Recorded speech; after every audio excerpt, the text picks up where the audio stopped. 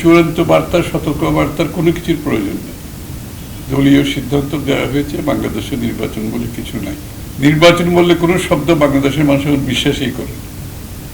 একটা selection process আর টাকা পয়সার পেশি শক্তির খেলা।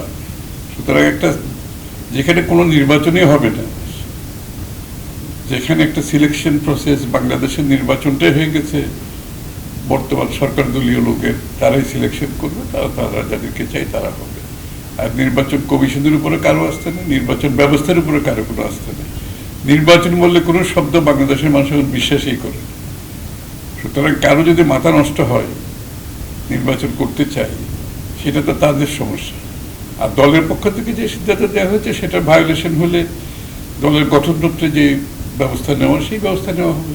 এটা শুধু এই ভায়োলেশনের জন্য তো না, যে কোনো দলের সিদ্ধান্ত ভায়োলেশন করলে দলের গঠনতন্ত্রে যা আছে তাই হবে। নির্বাচন তো হচ্ছেই না, যেখানে নির্বাচন এলে সেখানে নির্বাচন নিয়ে আলোচনা করার তো খুব সুযোগ নেই। আমি কি আলোচনা করছি? নির্বাচন, বাংলাদেশে কি নির্বাচন আছে কেউ বিশ্বাস করে? নির্বাচন ব্যবস্থা আছে কেউ বিশ্বাস করে?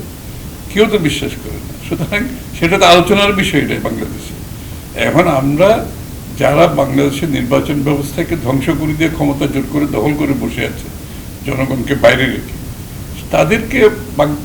তাদেরকে ক্ষমতাচ্যুত করে দেশে একটা নির্বাচন ব্যবস্থা, যেটা জনগণ তাদের প্রতিনিধি নির্বাচন করতে পারবে, সেটা এবং সেই নির্বাচিত সংসদ সদস্যরা জনগণের কাছে দায়বদ্ধ থাকবে, জবাব দিয়ে থাকবে, সেটা ফিরিয়ে আনার সংগ্রামে আছে আমরা।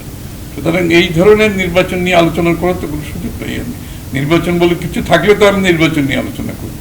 সবাই জানে বাংলাদেশের নির্বাচন বলে কিছু নেই। সুতরাং এটা তো আলোচনার বিষয়বস্তু হতে পারে। 40% বেশি গ্লো, বিশ্বের 1 নম্বর গ্লো ক্রিম, নতুন গ্লো এন্ড লাভলি।